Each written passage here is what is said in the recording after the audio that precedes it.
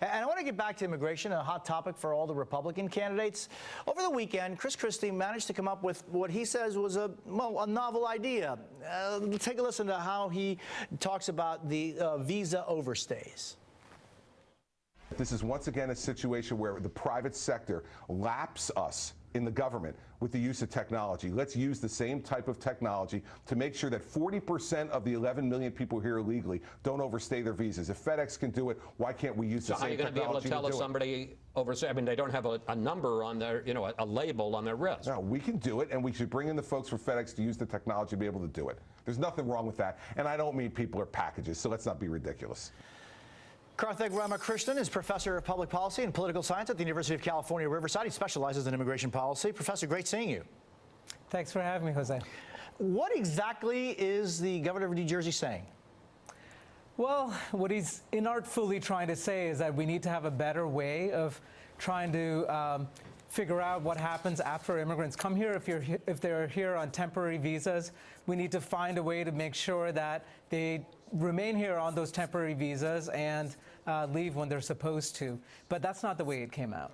Yeah, and you know what? If you look at dealing with immigration reform, one of the key issues is exactly people that overstay their visas. They come in legally. Up to 40% of the 11 million or 12 million people that are here without documents came in legally. But that's something that the Senate bill that went nowhere in the House of Representatives deals with. That's something that, Jeb Bush talks about in his book a couple of years ago. Yeah, these are not new ideas, right? I mean, these are things that we have had extensive discussion on, and what you're seeing is these presidential candidates, they're following Trump's lead. He has put a big sign saying that immigration is going to be the topic, and people are coming up with all sorts of ideas. No one has talked about this FedEx-like tracking. What they've talked about is trying to track people who leave the country. But it turns out that even that is very expensive to do. And the Senate considered it and ultimately decided not to go that route. So, Professor, let's talk to it, because maybe some of the folks that are watching say, well, what the heck are you talking about? Because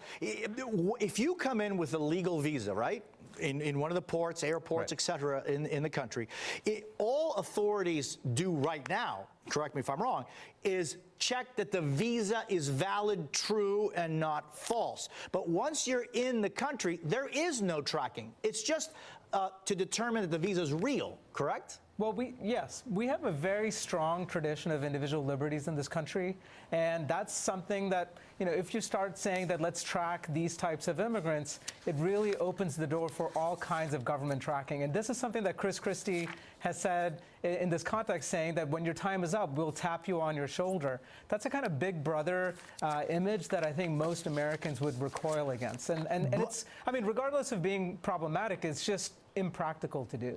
But the other side of the coin is, and some of those 9/11 killers came in legally using visas.